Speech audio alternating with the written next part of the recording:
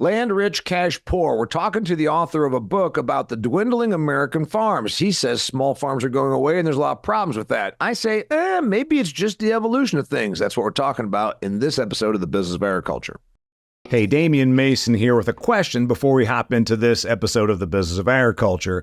If you farm for a living, you employ a lot of amazing technology, from your inputs that you put into the soil to the tractor that you sit in, your combine, and the amazing data that it harvests. But has your soil analytics kept up technologically with everything else in your farming operation? I would venture to say that no, it is not. Sure, you check for your nitrogen, your phosphorus, your potassium, your micronutrients as well. But what about disease pressure? Do you know what diseases and what pests you're going to face next year? No, you don't. But you can now figure that out with Pattern Ag's predictive analytics. Think about it. They can tell you now with testing what the likelihood of facing nasty diseases, things like cyst nematode or sudden death syndrome, what the likelihood of you having this in your field. Then you know how to prepare, how to treat, and where to invest your money. It's using technology to make you bigger yields and therefore make you bigger money. Go to www.pattern.ag to learn more. They are pioneering the way in predictive agronomy.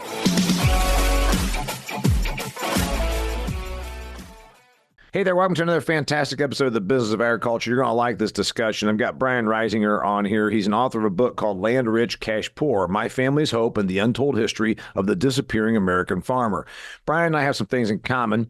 We're both from dairy farm background, small to mid-sized dairy farm background. From the Midwest. He's from Southwest Wisconsin. I'm from Northeast Indiana. He has been on my radar. I've read a couple of articles that he has penned for the Milwaukee Journal.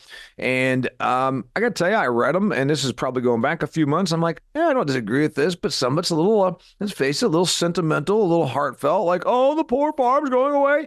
And I just got to be honest with you. And Brian knows this. When it comes down to it, we've been consolidating and losing farms since the 1930s. I pulled this up out of my own book, Food Fear, when I talked about who does the farming and what's going on and the history of American agriculture. In 1935, peak farm occurred. That means the most farms we ever had, farm entities in the United States of America, was in 1935. We had 6.8 million farming operations, 32 million farm residents. By the way, that's quite impressive because we were an agrarian society still back then, before vast amounts of industrialization and suburbanization went on in this country, because we had 32 million farming individuals, farm residents, and we were only a country of about 120 million back then. So 1/4 of the country or more was still involved in farming. Today, the numbers roughly are, we dipped below 2 million. We dipped below 2 million here. We were over 2 million farming operations in the most recent agricultural census. We dipped below that from the National Ag Statistics Service. We dipped to like 1.9 million farming operations. The truth is, of the 1.9, about 100,000 of them do the bulk of the heavy lifting, producing almost 80% of all farm revenue. I gave you some numbers, a little bit of history, a little bit of current. Brian Reisinger, thanks for being on here. Hey, glad to be on, Damian. Appreciate it. Neither of us disagree. The farm numbers have been declining. It's been going on since the 1930s. You were born in the 1980s. I was born in the 1960s. It's been going on since both of us were born. You can get sentimental. You can get emotional. You can drive out the countryside and say, oh, crap, I remember when that was Stoffel's farm and that was the Shears farm, and I can do that in my neighborhood. But I also accept it because I've never seen it not exist. What motivated you to write the book? Yeah, I appreciate it. What motivated me to write the book is growing up with exactly what you're saying. Growing up, I knew that we had a special way of life, and I could see it was disappearing. Farms going by the wayside, and I didn't know why. I just knew that it was, in my mind, a special way of life. And I know we agree on that, whether the economics did what we wanted it to do or not. Now, as I got older and got into business journals and then working in public policy and coming back around writing the book, I got the chance to answer the question. And I think we have an economy that's left too many farms behind. And I wanted to answer that question. So I said, okay, what are the hidden eras? Maybe not hidden to everyone in agriculture, because a lot of people in agriculture know it and have lived it. But for the general public, what are the hidden things going on, the hidden story of each era of history from the 1920s on up through today? And how do I weave that with my family story? Because as you also know, and your listeners know, pretty well every farm family's been around for 4 or 5 generations. They've lived through some stuff, right? And so we decided that we would explore what happened, why, and we would weave that with our family story. I'm grateful to be able to write it, but the important thing is what's going on and why. And here's my thesis on it. When I talk to people in agriculture, I say, look, you know, there's room for farms of all sizes in this economy. This is not a book that is about like small versus big and that kind of thing. Yeah. The role for all. What I'm saying is, I don't think we had to have the amount of farms wiped out that we have. And the reason is consolidation is part of it. Absolutely. And consolidation is going to be a natural thing to some degree. So as soon as you settled the whole country and there was only limited farmland, one farmer's doing better than his neighbor, there's going to be consolidation. What we also have is waves of economic devastation didn't have to occur or hit us in unique ways that they did. We didn't have to have technology leave behind as many farms as it did. We could have still continued innovating while bringing along more farms. Mm-hmm. All kinds of things that, you know, when we go from, you know, 6 point some odd million farms to less than 2 million, we were going to lose some of them to natural consolidation. We didn't lose all of them to natural forces. We lost a lot of it to mistakes throughout our history. So, and yeah, I agree with all that. The thing is, and this is the bigger point. You can talk about why it went on. I want to make sure that we can stay sequentially with how your book flows, or we can just go with sequentially how the conversation flows. Yeah. I think this is the way to do it. The big answer here, because I get asked about this, you know, and I tell all my ag crowds, I'm like, remember, I live half the year 5 months of the year in Arizona and the suburbs, and I have non-ag people that talk to me all the time. I'm on the road, I travel, I have people that ask me about agriculture quite commonly because there's so few of us that are knowledgeable. And I gotta say, from a consumer standpoint, there's this thing that has always interested me. The suburbanite, the consumer, cares more about this small family farm than they'll go and buy the damn car at XYZ, at Carnation or whatever it's called, where there's, you know, that controls 4 states of car dealerships, not think a thing about it. They go to Walmart, not think a thing about it. But somehow there's this consumer that has been really sold on the joy, the love, the wholesomeness, the virtuousness of the small family farm. Yeah, they don't give a shit about anything else that they buy. But somehow that's something. Now they actually don't know how to support that sometimes. They go to a farmer's market, they go to a direct consumer farming operation sometimes. But there's this absolute belief among so many consumers. So I would say that the consumer cares about this probably more than people in agriculture if you talk to a lot of the consumers. There's a lot of them that way. Let me take a little different theory on why that's there. I think that the reason that's there is, have some people been sold on things? Yeah, and a lot of people, by the way, have been sold on things from people outside of agriculture that are attacking agriculture. Yeah, right. We get into all that stuff, and I debunk a lot of that, or I try to. But the reality is that I think that the reason people care about it is not only because they've been sold, and I don't like the part of it where they've been sold by enemies of agriculture. But I think part of it is there's something intrinsic in us. We're a nation of natural resources. We're a nation of vast land, of individualism, of hard work. There's something about the American farmer that means something to people. And when I talk to people outside agriculture, I get the exact same thing you do. And I appreciate some of their caring. I also get baffled by some of their questions. When I talk to people inside agriculture, I get a couple things, but 2 big categories. One is I get folks who say, man, you know, my dad or my grandpa farmed a farm like that, you know, and then there are people in agriculture that are torn up about it. There are other people in agriculture that say, well, it's the way of the world and it's the economics and we got to move forward. And I agree with a lot of the things those people say. But what I say is it doesn't mean we have to lose our affection for the family farmer as an idea. And it also doesn't mean that we have to have as many farms left behind as we have. Yeah. So what's interesting, like I said, the narrative, well, first off, you're right. And I'm not talking, being very frank here, you know, I've worked in marketing and whatnot, and you understand it. Okay, there's a lower end information and socioeconomic consumer that doesn't have even any clue about any of this. They go to the convenience store and use their EBT cards and buy corn dogs and Mountain Dew, whatever. I'm talking about a upper middle class consumer and up. That's where there seems to be this affinity for the belief, right or wrong, or shall I say fairy-taled up versus, you know, a little fictionalized. They have a fictionalized family farm in their mind. And what's interesting to me is that they have so much of a drive for that. Like I said, they'll buy their damn car at Auto Nation and they'll go to, you know, what Whole Foods is still hardly the farmer's market. My God, there's like 2,000, whatever. There are 1,000 Whole Foods outlets around the country. So they don't, but they have this affinity for the family farm.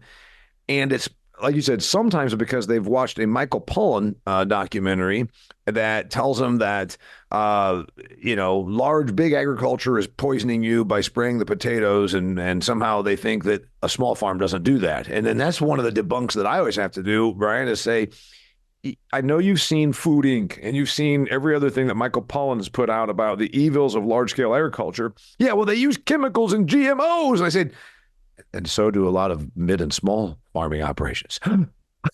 So they're misinformed a lot of times. But anyway, there is an affinity that I'm sure that I could see your book selling more to non-ag people than to ag people.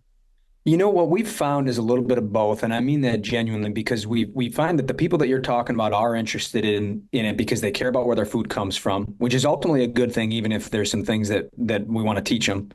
And then I also, though, have found that there's a lot of people in rural areas who maybe they're still farming and they care about these ideas, and they see that I'm not attacking agriculture, or maybe they're one generation removed and they just want to know what happened because, you're a very informed person in agriculture. A lot of your listeners are. I'm more so than when I started out. But, as I was a kid, and if I hadn't gone into writing, and if I hadn't, continued with my caring about this issue, I probably would have grown up and said, yeah, shit, why did the farms disappear? What happened? So there is some of that too. Now, the thing about the consumer that has this affinity, my thing with them is I would love it if their affinity turned into more economic action, because you're right. They go to the occasional farmer's market. It's a novelty, and we need to get past that, because what I say is, look, if you want the American farmer, let alone the agribusiness companies, let alone the food sector, to behave in a way that provides you with the kind of food that you're talking about, you got to buy more of it. Yeah. And it's a novelty to too many people. And so but we're in a moment where people care more where their food comes from than ever. I talked at the American Farm Bureau Federation that in the book. And if we can take that, there's a moment where the farmer and the consumer, the farmer and the hippie, whatever groups you want to pick, we can get together on this and see if we want to transform our ag economy through natural economics. Yeah, and it does come down to the dollars. And I've been saying to my ag audiences, Brian, for more than a decade, I said, now more than ever in the history of the American agricultural food system, it's easier to be direct to consumer. Oh, that's not true. Back in the 1940s, I'm like, that's true. There was more small farm. Well, they were small back then. They were normal sized farms. And yeah, maybe if you cared to drive out of town to go out and find these people, but this internet thing really changed it. Now all of a sudden the consumer in Baltimore can buy, I always said, a steer named Clarence that was brushed and blessed by a rabbi in Ohio, and have it shipped to them. And the acceptance of that, because of the whole COVID, people didn't really go online and buy food, but starting 5 years ago, by God, 4 years ago, became the thing to do. So there's opportunities, although it's still very difficult. Right. I want to ask you, in the first 10 chapters of your book, you outline why the loss of small farms, and we already talked about consolidation, economies of scale, but I want you to give me a few more big headlines, and then we're going to talk about where you think this thing goes. I've got my predictions, and I want to hear yours before I give you mine. Before I do that, hey, listen, you've been listening to this show, you know about Redox. Their hat is right here behind me. If you don't see it, it's because you're listening, which is great. I appreciate it. But you could be watching this show on YouTube or Acres TV. I'm trying to grow my YouTube following, so I'd really like to. I just started paying attention to it the last few months. So go on there and check it out. Also, I put ag commentary videos out there at least every week. So I'd like you to go and check out my YouTube channel. Just go there, hit subscribe, Damian Mason channel. Don't cost you nothing. Also, I want you to know about Redox. They came on board here this year, and I really like those folks. They're a Burley, Idaho-based company, family-owned, 30 years ago. Darren Moon began this company. He was in specialty crop and then turf. He said, broadacre application of my products could really do a lot of people a lot of good. And he's right. So if you're a Midwest corn or soybean or wheat producer, the Evolution Agronomic Strategy from Redox Bionutrients is a new way of thinking about how to get more with less through ultra-efficient plant nutrition and superior biostimulants. Mainstay SI and Banks, that are their flagship products, with breakthrough nitrogen optimization through their new RDXN technology. See this on the back of this here hat? Redox, right there. Redox. Right there. Then go check it out. RDXN technology. Find out more, including detailed information and agronomic contacts. Go to redoxgrows.com/Midwest. That's redoxgrows.com/Midwest. Okay. Economics are the main reason that small farms go away. Um, it's a hard life. Sometimes over the last 90 years, Brian, we've lost farms because somebody said, I can go to work at the auto plant in in Northwest Ohio and not work 75-hour weeks and not be worried about the weather, and I'll have better insurance. I'm going to leave the farm. There's a lot of economics that we're talking about. People think economic small farms go away because they can't make a living. Sometimes it's just also economics of ease. I know all kinds of farm kids that never had a big interest in going and being on the farm for those reasons. Yep. You're absolutely right. You touch on, I say there's four categories: economic, social, political, technological. You touched on social. I'll just say there's a lot of that that's natural. My grandpa was one of 14 kids. We didn't need all 14 of them kids to farm. We needed two, you Yep. know? And so there's some natural stuff and moving to urban areas. I mean, I'm an example of working off the farm. My sister's working, take over the farm for my dad. I come back. I volunteer on the business side. They throw me in a tractor on my quote unquote days off, which is what farm kids get when you go home, as everybody knows. Yep. And not everybody had to farm. And so there's a natural amount of this that was going to happen because of those social reasons too. The economics, there's a part of it that's natural, which is natural consolidation, which is, hey, look, the farms and the agribusinesses, everybody, they're all getting bigger to keep up with the rest of the economy. We can get into that more if we want to, but that's a natural thing. You can't necessarily blame people for doing that. And as you've said, there's benefits, and then there's also limitations and challenges with consolidation. That the other part of the economic is the ways that economic devastation swept over the family farm in a way that didn't have to be as bad as it was. For example, the Depression, everybody knows that hit in Black Thursday 1929. Farms were in depression for 10 years before that in the agricultural depression. And that was a price crash after World War I when we thought we were going to be feeding Europe, and we started, blasting exports, and then they didn't need us.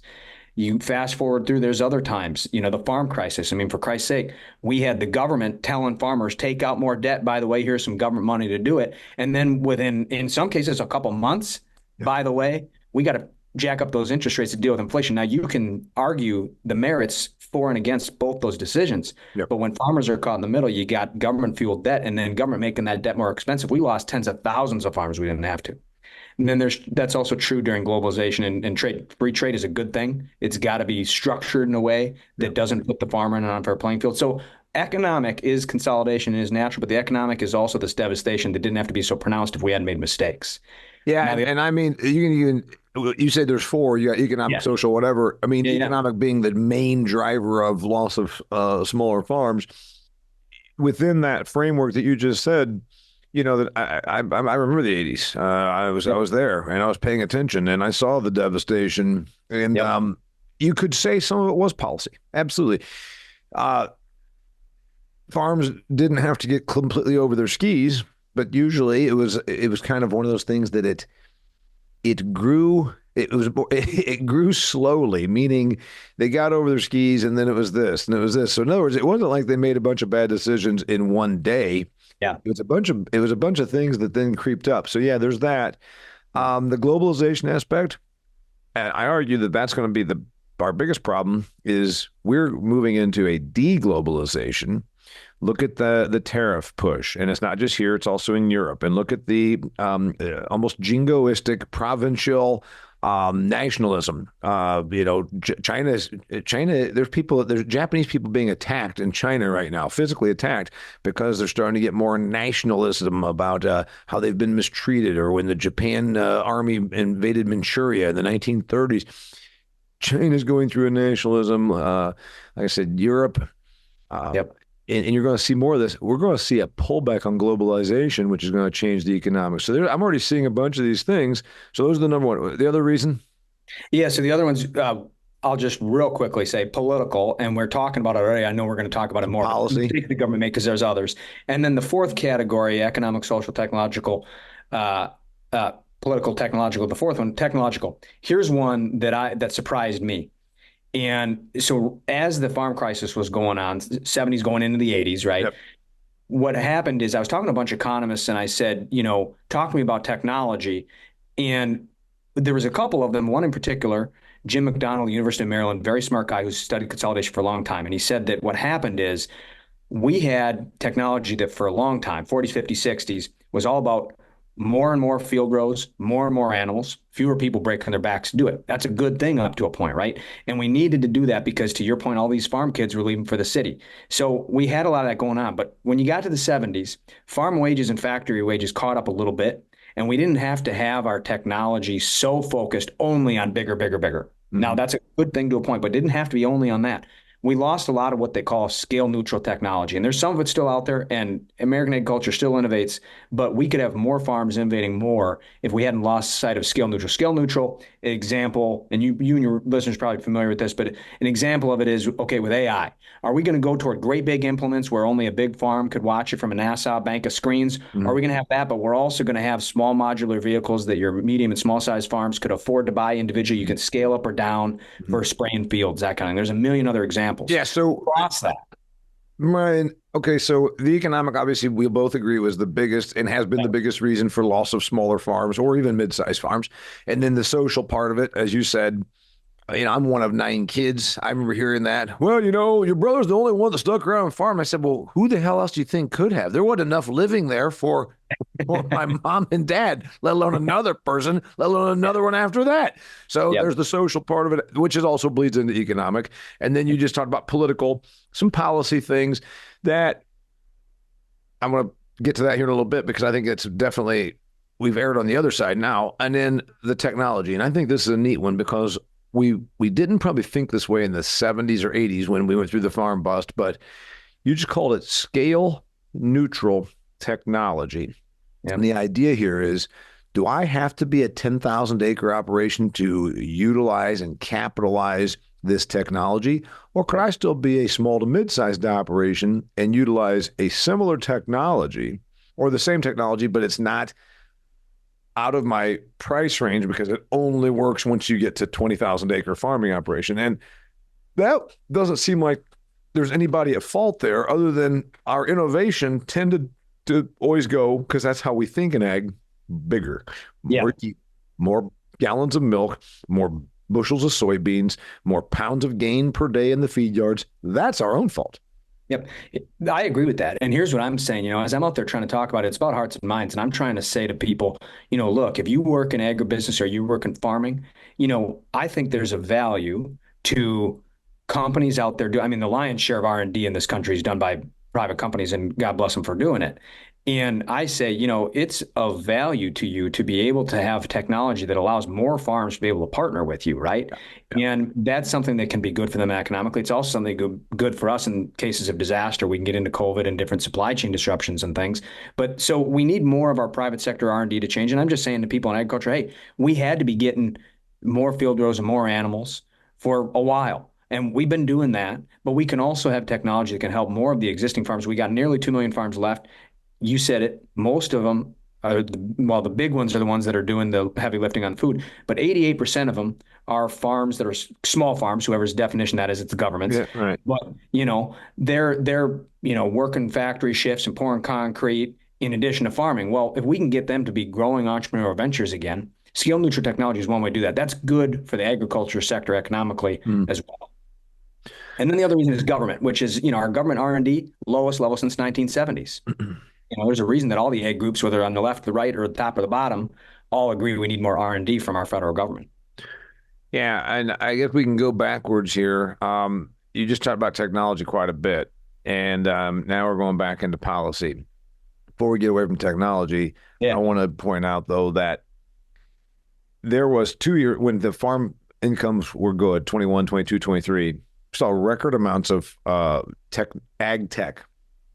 And it wasn't necessarily figuring out a way to make it so that a 500 acre operator can produce as efficiently as a 5,000 acre operation, but ag tech had boatloads of money, a lot of tech money, Silicon Valley type money, decided, hey, gotta go to ag. The problem is a bunch of their idea on tech came here, and I get pitches all the time. They want to put somebody on my podcast to talk about how to adjust agriculture under the threat of climate change so we can still eat. And I say, what the fuck are you not seeing? We've got surpluses of everything. We've got surpluses of almonds, and we've taken half the almond trees out of production because it was too water intensive, and we still got more almonds than we need. You guys are trying to worry about we're all going to starve from climate change. We have a surplus literally of everything from cotton to canola. And so they're fighting their technology. They think, because they read, I think, the mainstream media, Brian, it tells them that we're all going to die from climate change. You want to shake them and say, no, go get some technology that helps a person that farms 500 acres have the same technology as a 5,000 acre person. That will help. That'd be technology we could use. We don't need any dumb money coming in. We don't need people who don't have any idea what they're doing coming in and steering us in weird directions. What we need is the people who know what they're doing say, hey, it's worth it to me to have some of the bigger, really scaled up farms that can compete on every single level. It's also worth it to me to be able to work with some of these smaller or medium-sized growers and have them be able to have a fair shot from a technological standpoint. Yep. That's a value because it can improve our supply chain. And, we don't have to have a world where we're not doing that. And there's a bunch of other things going wrong. Meantime, we got all this food that we're growing. We got all these farms that are going by the wayside, and we're importing food. And in my mind, unless it's a kiwi or a banana, I'm not arguing for protectionism here, but I'm just saying that why do we have all these farms disappearing and all this, and to your point, you've talked about this, the ag deficit in terms of what we're bringing into this country. Mm-hmm. A lot of those things don't fit together, don't make sense. And if we had more farms and more sizes, more capable technologically, it wouldn't have to make economic sense either. We could do something different. Maybe, however, on the policy part of it, we're not importing soybeans, corn, wheat, the things that we're remarkable at producing. The deficit is still, and yeah, I know that there's some beef imports that come in, and the beef people squawk, and I'm like, do you realize that sometimes we're bringing in stuff that economically makes sense, lower end stuff to make hot dogs or something, because we also still are a net exporter of beef. The bigger thing is, like you say, we're never, no matter how small or big your farming operation is in Wisconsin, you're never going to produce coffee. And so as long as right. Americans' appetite for coffee stays strong, you mentioned kiwis, rare and exotic produce, wine, some things like that. That's where the bulk of that problem is. But I want to hear some more about your ideas on policy, because since the 1935 farm peak of 6.8 million farms till today at 1.9 million farms, no government policy has stopped the loss of farms or the consolidation of farms. All right, speaking of loss of farms, if you want to make money on your farming operation, I encourage you to look at diversification of revenue. If you want to diversify revenue, what you should be looking at now is a sustainability program.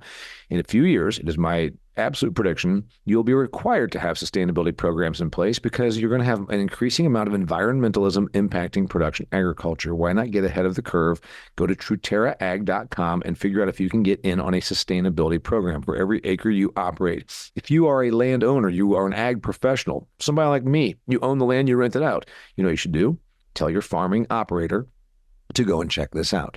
Because what if you can get revenue off of those acres beyond just the crop? What if we break even this year, no matter your scale of farm, no matter how big your farming operation is? So if you want to learn more, go to TruterraAg.com, Truterra, Truterra, ag.com. Go check it out. They're part of the Land O'Lakes family. Been around for more than 100 years, Land O'Lakes, so go check it out. Okay. Policy. And this is one where I said when I got something from your publicist, I somewhat disagree with a few things that Brian asserts. Brian asserts that we need more policy to protect small farms. The reality is most U.S. Department of Agriculture program money right now, and you won't hear this on NPR or the New York Times or from your suburban friends that pay attention to that sort of stuff. They've been told that government programs only go to big, rich farmers. Generally, that's not true. They've propped up smaller farming operations disproportionately. Guy that farms my land is a large-scale dairyman, milks about 2,500 cows between two facilities. He gets capped out on when they do a program at a certain dollar amount. Whereas if I milked 60 cows, I'm not going to cap out on these financial programs. So generally, policy has propped up smaller farming operations versus larger ones. You disagree with that? Well, I think we've got a fundamental problem with the way we think about policy. When I say policy, I don't necessarily mean more government. And I think that we have a problem in this country where we have started a program, maybe it worked, maybe it didn't, maybe it's functional the way it should. We pile another one on top. One economist I talked to called it a fragile Jenga tower. You pull out one block, the whole thing comes down. And maybe those blocks are where they should be, or maybe they aren't. We don't really know. Just Right. take a look at the Farm Bill. I mean, look, everybody says, oh, it's okay if the Farm Bill, we got to get it before farmers need their financing. But also, like, why are we punting this thing to the very end and then just passing a patch that's just like what we had a couple of years ago? Why aren't we having serious policy debates about how to make these programs function properly? Mhm. So when I say policy, here's what I mean. One is the subsidy programs, let's make sure that they're functioning as well as they can and they get adjusted where they need to. They're providing the stability we need to our food supply, what have you, but they're not doing more than they need to in certain places. And that there aren't certain types of growers, like, you had a woman with blueberries and asparagus and things like that being left behind. I'm not saying we got to hand out more subsidies to everybody, but I'm just saying, do they really function the way we want them to? I think if we went back and looked the last several decades, we'd say maybe they weren't. But the more important thing is we need to orient government policy so that it can create more sustained economic, entrepreneurial opportunity for farmers. So one of them is R&D. That's simple. We need more innovation. We need more discoveries, things that I can't dream up that can allow more farms. And as you know, I want it to be scale neutral, but more farms to compete economically. But in our trade, we need to make sure that as we do need to get the push toward trade going again. We need to be opening up more markets, but we need to have proper protections on it. We're the biggest country in the world, for Christ's sake, and we can't do, like the seasonal stuff, right?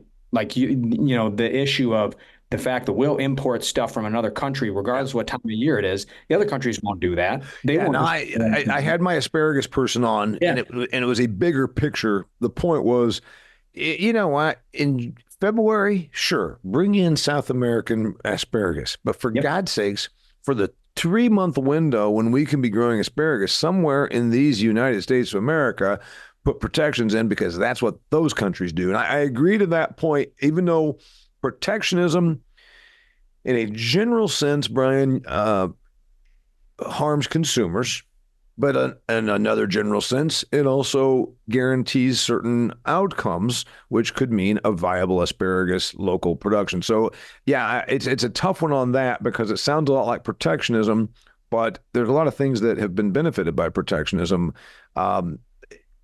Manufacturing jobs, for instance, Yeah. where you and I are from.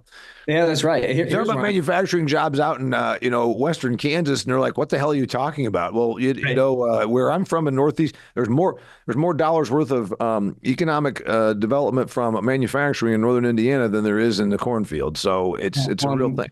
Where we're from, we've lost farms and factories, so we've been hit with double. But on the trade stuff, I say that we just have a whole bunch of false choices for ourselves. We don't have to pick between free marketism and protectionism. We can have policies like that, a targeted thing that makes sure that we have a level playing field where they're doing it. Let's make sure we're doing it. We're the biggest country in the world. Why are we getting pushed around? So it's things like that. Well, when you talk about the Jenga tower, that is agricultural policy, and it's been cobbled together. We still have remnants of it from the 1930s. We still have remnants of the damn United States Department of Agriculture policy.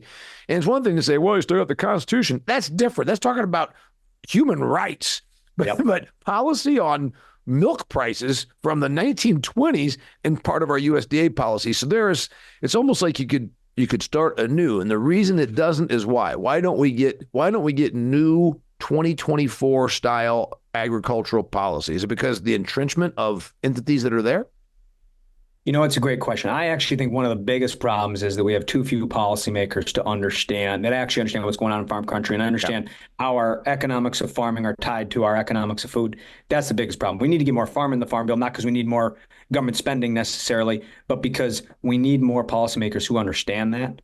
And that's one of the biggest problems. And mostly what the Farm Bill has become now is a political football over food policy and welfare and things like that. And, you can talk about you need the food stuff in there so that the farm stuff, so you get everybody to the table, sure. But we're not at the table talking. We're not at the table dealing anything. They're at the table going like this with their fingers in the ears. And then when it expires and enough interest groups squawk, well, they pass what they had 5 years ago. That's not government policy making. That's not reform. No, and it's also out of our hands. So, okay. And also there's so many, one agricultural entity wants this, another agriculture. We don't speak as one voice politically. The cattle producers want something different than the corn producers, right? What about the social aspect of why small farms go away? I don't see that changing. There's a culture that's excited about agriculture. I see more youth excitement and engagement in ag now than I did in the 1990s and 80s when I was coming out because it had been a bloodbath. But trust me, this guy sitting right here talking to you didn't have any interest at all in coming into agriculture. I got my degree and I thought I better get the hell out of this industry because there's not been a positive thing happen in this industry. I graduated in 1992 from Purdue. There hadn't been a positive. There hadn't been a positive in agriculture for more than a decade. Remember, the crisis began in '81, so I'm 11 years into a shitstorm in agriculture. So I see young people your age down to their 20s that are more excited about agriculture than anybody was back then. Rightfully so. Yeah, I think that's right. Look, people care more where their food comes than ever before. And the other thing post-COVID, and maybe you can call me idealistic on this one because we got to see how it's going to turn out. But also post-COVID, you got people who part of the remote economy, people who are leaving the city, want to live local. There's actually some rural areas that have been gaining population. So I just think at a time when people care more where their food comes from than ever, and when you got more people and therefore ideas and therefore money coming into rural economies than ever before, let's figure out a way to have a food system that is not only the one we have now, that is a modern miracle, but that has supply chain vulnerabilities and other things. And let's also find a way to have local and rural regional economies that are fueled by the fact that people care where their food comes from and more people are moving back to rural areas than ever. All right. So on a policy standpoint, let's go back to that one because I hear some. This is where I think, good God, I want to shake them and teach them an economic concept. I've heard that we need more programs to help young people buy farms. And I said, well, do you realize we already have that? We already have new beginning farmer programs that are almost 0% loans or very, very subsidized loans. If I went to the USDA and said, hey, I want to start manufacturing asphalt shingles, they'd say, what the hell are you talking about? I said, and I need a loan and I want you to. No one gave me a beginning comedian business loan for 0% when I started 30 years ago. Yeah. And so I'm not being mean. I'm being honest. We're clamoring, oh, young people can't get in this business. Like, well, young people can't get, a penniless 21-year-old can't get into a lot of businesses. Why is it that this one should be different? So I've argued, not being mean, I'm pro-agriculture. You already have a better system to get people into this than any other one. No one gave me a beginning comedian loan for 0% with zero collateral. I just, honest to God, do everything I could to scrape together a nickel. And that's the way with a lot of people. Who's going to give you a beginning excavator loan? Yeah, come in here and we'll sign you up. Just give your signature and we'll give you $1 million worth of machinery and with no down payment. Yep. So I don't think that there's anything wrong with I don't think there's anything wrong with it other than to say that no other business is like that. So I shudder when I hear we need more government. I've even heard people say, "Oh, the government program to, buy farms for young people." I'm like, no. Well, I'll disagree with one part and then I'll agree with the part. The part I'll disagree with is I don't think that's unique to farming. I do think whether you look at healthcare, there's all kinds of industries that have the government wrapped into all kinds of spots that they don't necessarily need to be. And I don't think agriculture is unique in that way, although we're a notable example. Yeah. The thing that I think where this goes back to is we have to have a serious discussion in this country about where do we want government involved and where don't we? And a lot of the stuff that you're talking about is places they're involved, whether they need to be or not. Right. I think they need to be more involved from the standpoint of, things like we talked about before, R&D funding, having that R&D funding as much as possible be scale neutral, getting our trade policies right. If we did those things, now I got a nephew who would love to farm and he's thinking about farming or he's thinking about logging. His dad does both because his dad has to log in addition to farming, right? Okay. And maybe he'll do something else completely. But the idea of farming, that's challenging for kids in high school right now. But why? Because they've been hearing for decades, generations, in fact, that there's nothing left. It's all going by the wayside, and all that sort of stuff. And, there's some truth to that. But they still love it and they care about it. But they go into other parts of agri, they go into the trades or things. Those are all noble things to do. I went in and became a writer. That's probably one of the least noble things to do after growing up working on the land, right?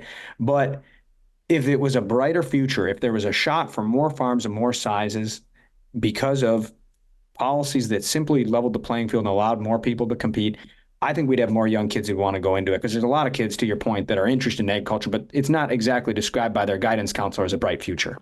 Yeah, so I want to throw another one out there when you talk about the demographics and then the social side of it, as well as the economics of it. Let's just say you could still be back there, which your sister is. The place for a 50-cow dairy probably hasn't been there for 30 years, maybe 20. So you guys made some changes. She's back there. She's raising heifer calves as replacements for another dairy facility. She's keeping bull calves back and making them into steers and turn them into beef for direct to consumer. That's my understanding of what you sent me. So there still is viability, but we've got to probably accept that because the margins are so skinny on all of this, at a certain scale, it's just not there. And that's where, I mean, even if you were 3 times the size that your sister is on that home operation, would there be enough money to make it, it's hard to make money in agriculture. I mean, that's really what I think it comes down to. And I'm not being mean. I'm not sure that's different. I'm not sure it's different from how it was when I was a 5-year-old down the road here. Sure. I think that when I think about it, you're right. I mean, the margins are tight. And, with the other thing we're doing is we're playing with cash crops, figuring out, okay, how much corn, how much soybeans you want to do, what kind of specialty wheats you want to do, rye, barley, playing that game and trying to figure out what's going to be the right mix and all that stuff. And they're trying to time it right with their sales and doing all that stuff. And you're exactly right. It's tight. Here's my thing, going back and forth like I do from 2 big ag states, Wisconsin and California. I look around Northern California. There's a lot of farmers that used to be the kind of big dairies that were creating pressure on the dairies like ours, right? And now they're out too, to your exact point. But, look, there's all kinds of ground, good work ground now that's in grapes, and you got farmers who have that, and they're supplying a whole other industry. How often does that happen in this country? How often is it that a new entrepreneur opportunity, an incredibly new crop or product sweeps, whether let's say it would be hemp or, you can pick on different things or say different things ought to be, you can pick your horses. But when's the last time that we had something like what happened with soybeans, right? When soybeans suddenly became a thing and it took off and all the applications, soybeans, sustainable ag fuel, all kinds of things that can go toward, right? When's the last time we've had an entrepreneur opportunity like that explode across farm country? Because I think it's time for more of that. And if we had that, we could have more farms making it by the sweat of their brow and the natural economics, and we could have consumers, whether it's for food or for fiber, getting more types of products instead of having this industry locked into so many false choices. Okay, I'm going to throw, I agree with that. And well, the soybean that was 100 years ago, I think there was about 50 acres of soybeans in the United States. Now it's 90 million. So it definitely, it's really all post-World War II that came into being. All right, so my question then is, you sent in your publicist sent me something and it said that one of the symptoms or outcomes of smaller to mid-sized farms is food prices going up. And I quibble with that because there is absolutely zero economic data. I can argue that there is an economic benefit to smaller to mid-sized operations. In other words, there's a lot more still the same amount of stuff gets sold. Okay, in Huntington County, Indiana, there's probably the same number or a few more cows than there were. When I was a kid, there was 100 dairy farms that averaged 50 cows. Now there's 3 farms that have between them 5,000, let's just say. So let's say it's the same damn number of cows, although I think it's a few more. Right. Well, if that's the case, same amount of feed, actually probably more, same amount of calf medicine, same amount of filters and inflations on the milking equipment. Right. In general, the local economy, now, we know that they buy stuff from out of county, whatever. But the point is, it's still, that economic thing hasn't changed. So I'm trying to understand if I could make a compelling argument.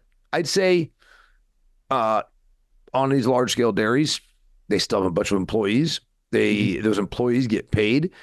Probably you could argue that the income is about the same spread across each of them as it would have been for each of us. And I know that someone's going to say, no, they pay those foreign-born laborers only like $12 an hour. Your family man said, well, I didn't make nothing. So I got paid nothing. So I could argue that. I would say there's a chance for advancement on if you had a smaller farming operation, you have a chance to grow wealth, meaning on land appreciation. And you can use depreciation, for instance, on all of your improvements. So there's probably an argument to be made. The more people that were small farming operations, the more opportunity for some economic gain going up the ladder in terms of wealth. To your point, land rich and cash poor. Right. You could have land, buildings, which of course then become dilapidated and are worth nothing. There is that. But other than that, I don't know that I can argue an economic negative to the less farms. Can you? This is where we get controversial. So you described parts of an overall system that has been able to limit the cost of inputs and been able to be part of a general march in this country where the amount of food that your amount of your household budget going toward food went from like 40, 50% down to like 10%, right? That's been a good thing. And so I acknowledge that this food system is a modern miracle in many ways, and it has delivered affordable food up to a point. There's two spots where we've got to a system that is counteracting itself. The first, and I'll just say them both real quick, and then Yeah. maybe we can. You don't We have to can be really quick. It's fine. yeah. The first is supply chain disruptions, and the second is innovation. Now, on supply chain disruptions, we do know that whether it was COVID or whether it was Ukraine or other things we wouldn't control, but Right. supply chain disruptions do drive up prices. Yep. And what I'm saying is we can have the current modern system, and if we also have an ability for more farms to be economical and be growing entrepreneurial ventures, we can have not only more farms, but also more folks in the distribution chain that can help shorten that supply chain. There can be different, the Landis guy talked about that on one of your recent podcasts. There's things that we can do where we can have a little bit more resilient of a supply chain that isn't quite as easily disrupted. That would help with prices. That's one way. The second way is innovation, which is as our government R&D has plummeted and as private sector R&D has continued, but as you know, to your point on consolidation, at some point, what kind of innovation do we have going on? Are we hampering ourselves? I talked to an economist who said, look, total factor productivity is going down in America, or slowing more than it should, and that America is a drag on that. And so what I'm saying is let's have a supply chain that's more resilient and therefore doesn't spike prices on us, number one. Number two, let's have an innovation system that brings along more farms so that our innovation isn't slowing and leading to structural reasons for higher food prices in the future. Innovation, you think, will keep food prices down? You think there's a lack of innovation is going to cause us to lose ground on the food price? I think what's going on, the economists that I talked to were talking about the challenges to productivity. And you kind of talked about that too, where it's like, we're getting to a point where how much more yield can you get kind of thing. So productivity is not as explosive as it once was. One way to improve, whether it's productivity or other measures of things getting better and more efficient, one way to do that is innovation. And I think we need more innovation that can benefit operations all up and down the size of farms. But if we have more small farms and medium-sized farms along for that ride, that's a good thing too. We're in this place where we're coming up against a wall. And the only time in America that we've ever been able to, get around a wall without breaking our nose is when we've had an innovation that shows us a new way. And that's why I'm so focused on the R&D and other things, because I just think there's frontiers that we don't know about until we start crossing them. Well, and maybe I got to tell you that where I would see it would be in a product mix. Probably the future looks to me like we've got massively big, hugely consolidated farming operations that produce raw commodities. Number 2, yellow corn, class 3 milk, whatever that should be. And then if you're a smaller operator, you're going to operate in a realm and a niche. That's and when a niche becomes too large, then Cargill hops in and it's no longer a niche, right? So, or name the other player, just using them as a great example, or big example, I should say. So that's the only way I see it. Whether it's your sister, having a bunch of steers named Herbert that are blessed by a rabbi and get sold to the Jewish Orthodox community and wherever that should be, Detroit or something. I'm thinking through. That's where, unfortunately, it lies, unless I'm not seeing something. And I got to tell you, I think the consumer doesn't have a complaint.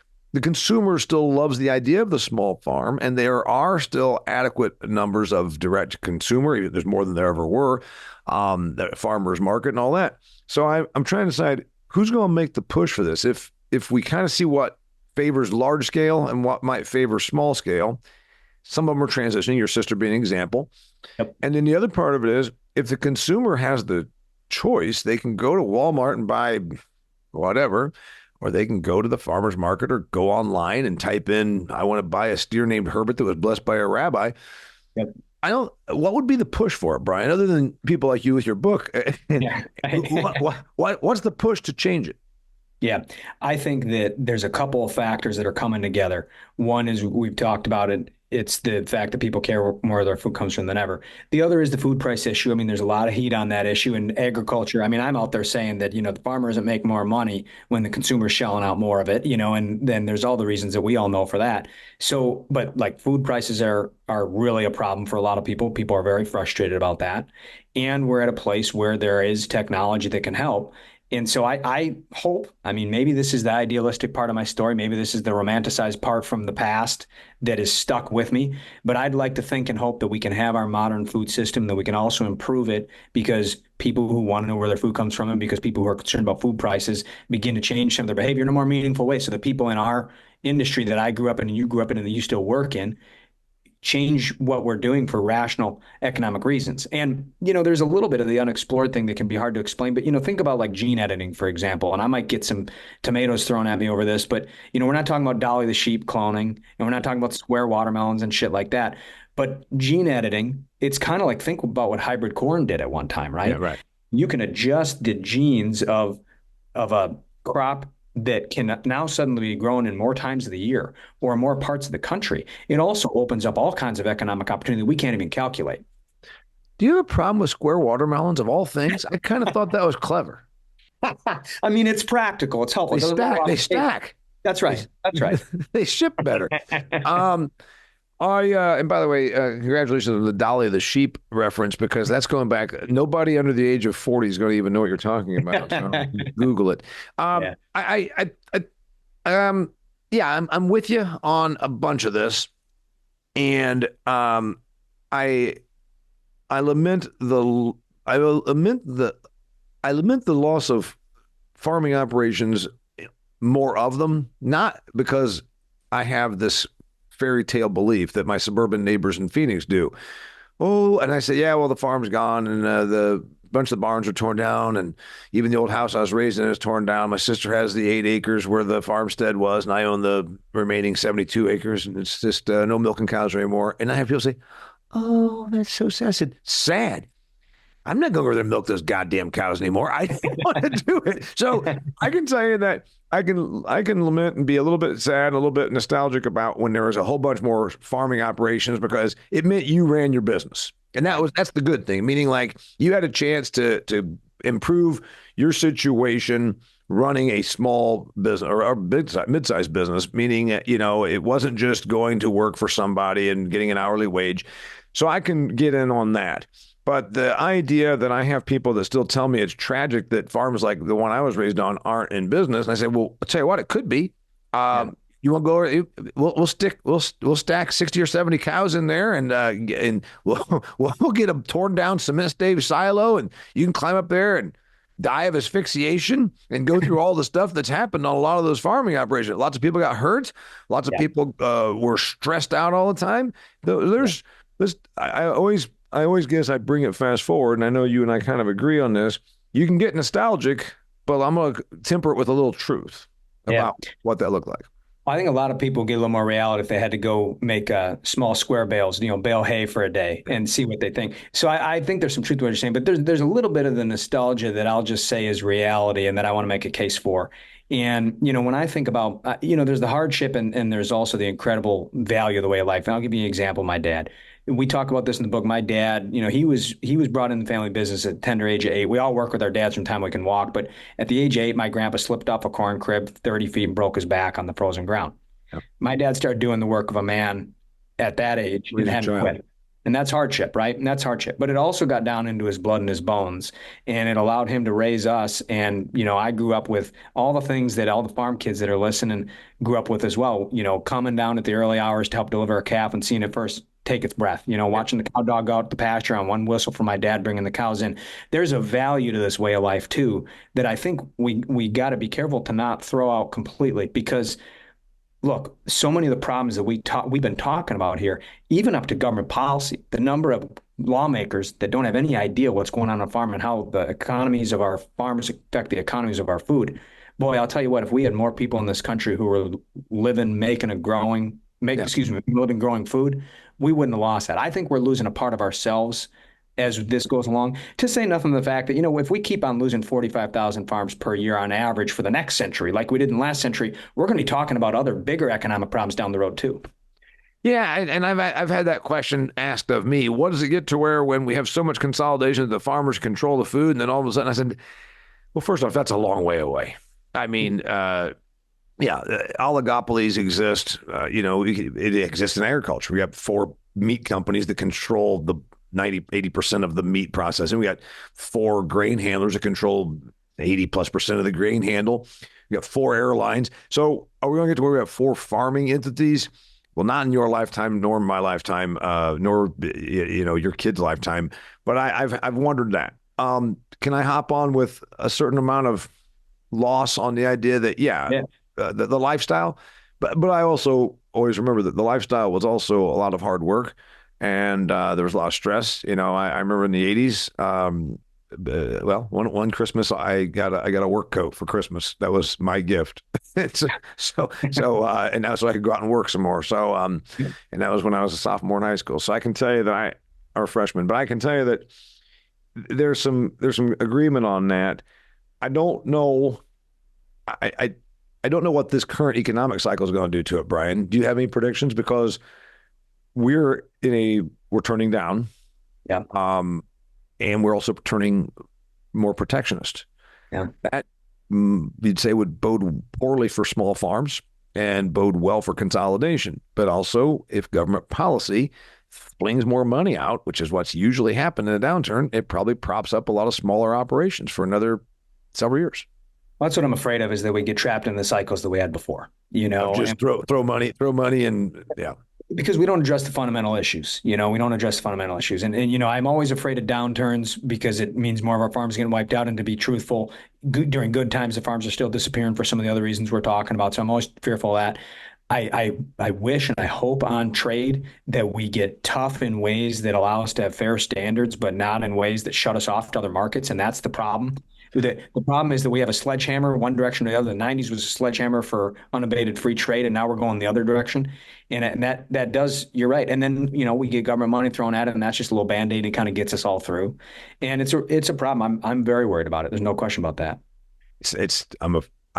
My prediction is it's probably going to be that, because I know what historically has happened, right? Toss some money here and toss some money there. And this is not a crisis. I mean, the point of your book here, it's not the 80s. We're not doing this at sheriff's sale. It's more quiet going away. It's more, we're going to rent the held ground to the guy down the road, and we're going to sell off some assets, and we're going to just go off into the sunset of the smaller operations. It's not at sheriff's sale. And Dad just went hung himself over the loss of the legacy. It's been worse in that direction, meaning the 80s. Yeah, that's right. I think now what we have, though, is a quiet crisis. And I think in some ways a quiet crisis a little more sinister. And it doesn't mean that it's worse. I mean, the 80s, I'm not going to diminish that. My parents lived through that. They started off the farm crisis with a drought, by the way, that started the year they got married. And then we got into the farm crisis after that, right? So that's what farm families have been dealing with. And there are parts of this crisis that have been louder and kind of more violent, more tumultuous at different times. But when you have something going on for a century like this, and when it's happening in good times and bad, and it's happening in some of those gradual hidden ways where people don't see it, that's why it's so sinister in my mind. Because how do you, I know how, you and I know how, but I still ask the rhetorical question: how do you have people, complain about food prices, rightly so, want to know where their food comes from, rightly so. You got an economic system of incredible farms and incredible businesses in our ag sector that has always delivered whatever it is that this country has asked of it. Yep. How do you have all those things, and yet you have all these farms disappearing and people just kind of shrugging their shoulders? Now, I think there are fewer people shrugging their shoulders, and I hope that.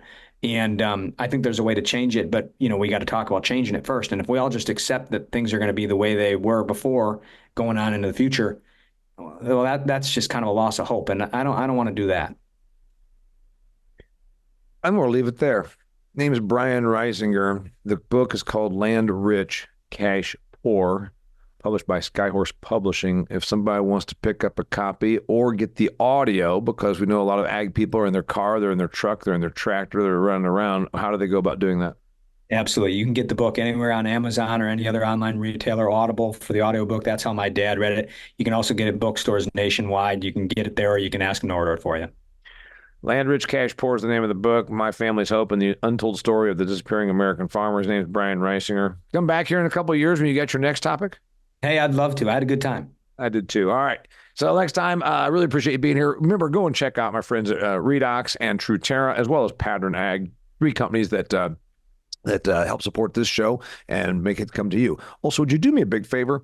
I'm running an ad on Spotify. I've never done that before, and I'd like it if you'd go and give me a review. So if you have enjoyed listening to the Business of Agriculture, do me a review, and it might really help you get some more visibility out there because there's a whole bunch of people in agriculture that still don't know about this show, and they should. I've been around for in my 8th year right now. So till next time, thanks for being here, Brian. Thanks a lot. Appreciate it. I'm Damian Mason, and this is the Business of Agriculture. Hey, thanks for being here. This episode of the Business of Agriculture was brought to you by Pattern Ag. You've heard me talk about Pattern Ag because I think it's a pretty cool concept. New technology that allows you to predict the problems you're going to have and therefore treat them before those problems cost you money. What kind of problems am I talking about? Pests and disease. Things like cordon rootworm, sudden death syndrome, cyst nematode, and a whole bunch of other bad things that happen out there in the field that can cost you money. Guess what? Pattern Ag will let you find out ahead of time if the disease or the pest pressure is there, and therefore you're treating it before it costs you any money. What a great concept. Go to pattern.ag, that's www.pattern.ag, to learn more about their product, their technology, how it can make you money, save you yield, and also where you can find a rep that can come out there and do the work for you. Pattern.ag.